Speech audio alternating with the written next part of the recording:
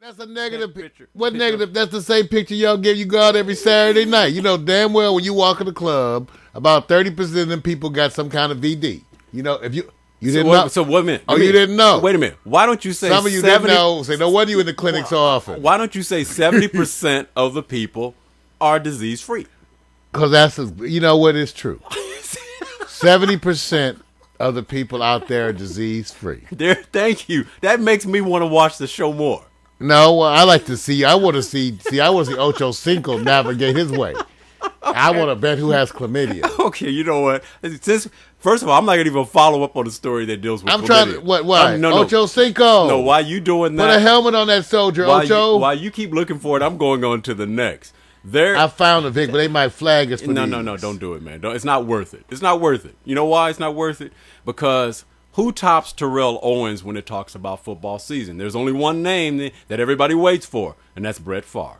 Now, when we talk Brett Favre, now remember Brett Favre does not have a reality show. Not yet. Do you want to see Brett Favre in a reality show? I want to see Brett Favre goes fishing. Brett goes fishing. So, wait a minute, Mario. He's got to take some strippers with him. So you did what I just thought you... Oh, you know, I just showed you. Did you want to see Brett Favre go fishing? I'm just saying. Then when I said when he takes the strippers, did you want to watch it? Yeah, see of now? course. Okay, see, there you go. So the reality show should be the women in bikinis fishing on a stream. No, the ultimate reality show with Brett Favre flies the strippers to L.A. to be a guest on Morning Coffee with Mario. Right, okay, that's a dream, Mayor. That's a hell of a show. Okay. And when he comes on, we'll have Ocho Cinco, right, Terrell Owens, and Brett Favre here at Paxdale TV. All right. As we debate the value of promotion in modern-day sports. Thank you. Well, the story, which you guys already know, thank you, Mario. The story you already know is that there was a quote, of course, in most of the publications today, really last night, about Brett Favre had enough last January, which was really right after the Super Bowl. Well, if anybody got their ass whooped and beat down the way he did in the Super Bowl or pre-Super Bowl, I'm sorry, the conference finals, I would say I had enough too. So not him, dude. Brett. Okay, yes, that's Brett Favre. Yeah, but he said he can take ass whipping. No. Right now, he can take ass whipping. Do you know right now he's saying that even when he gets up because of the foot rehabilitation, that he still wakes up with pain. It goes away after money a while. Soothes that pain, don't it? I mean, sometimes I wake up with pain. If I had a few millions just to ease the pain, right? How would you feel, Vic? Would a few millions help to ease the sorrow? It depends on how much pain, bro. It's just like yesterday when Sandy reached over to Trey Love and said, I want to make up for those years of oppression.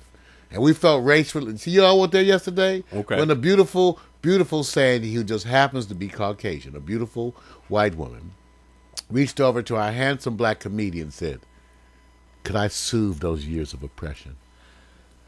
How did we get from sports to oppression?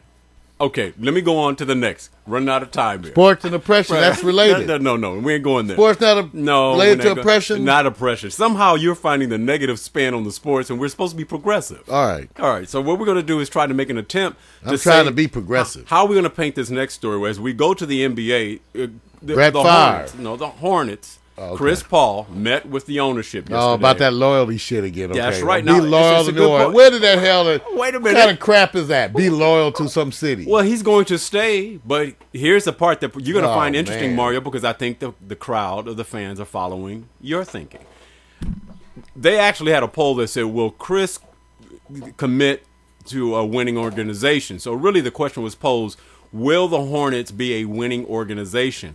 And the poll says 42% of the people said no, he's not going to be involved in a winning organization, versus 15% said yes.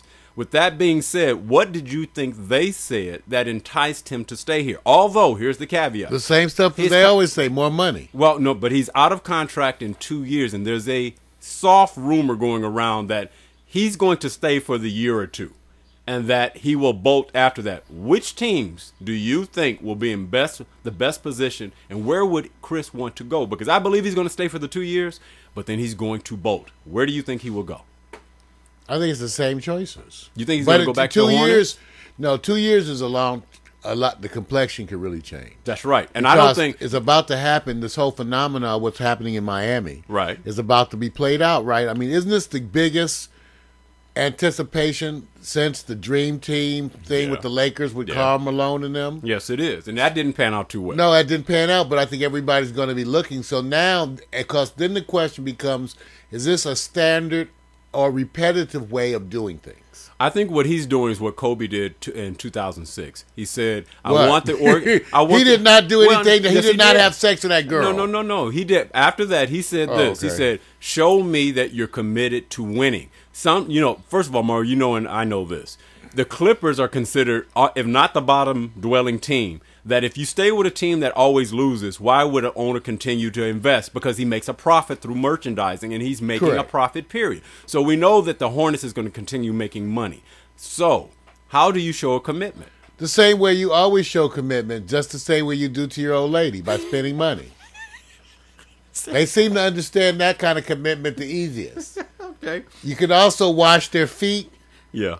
And clean the house up really good. Right. But somehow they still seem to want you to spend money. Got you. I got you. Okay, well, this leads us into what we call the shocking story of New Sports. It's the part that I like the best because it deals with a story that you and I both can relate with. The Cowboy tight end, Martellus Bennett. I'm sorry, I said Marcellus. Who? It's Martellus. Martellus Bennett. This is all black folks' fault for having these challenging names. Don't go there. Freedom of expression and speech. Martellus. I thought it was a Roman gladiator. Well, remember now, we laugh at the names of old. Like Mario or Victor. So what you're going to do is rebel against their names. That's damn right, because I'm old. Right. That's why you're doing it. Hey, but you got multi-syllable name. But look, the bottom line is that we're not promoting gunfire either. That's just Mario playing with his bang bang gun. That's gas. Thank you. Okay, Martellus had to apologize because a nude photo went online of him. Now here's the catch. Can I get that? You can. Our fans want to see that. You can, but you know what? Instead of going there, because the reason why is because when you have a nude photo, that they always want to cover up the area that best shows what the women want. Well, they have a heart over that area, his penis. You didn't put it in there. No, I didn't put it in there because one of the things that came up is the heart wasn't big enough to cover up everything. So what that did, Vic, I have that problem. See, I knew he's going to say that. I too. See, I'm trying to build this around to see, would you want to be in his shoes based on a number of conditions?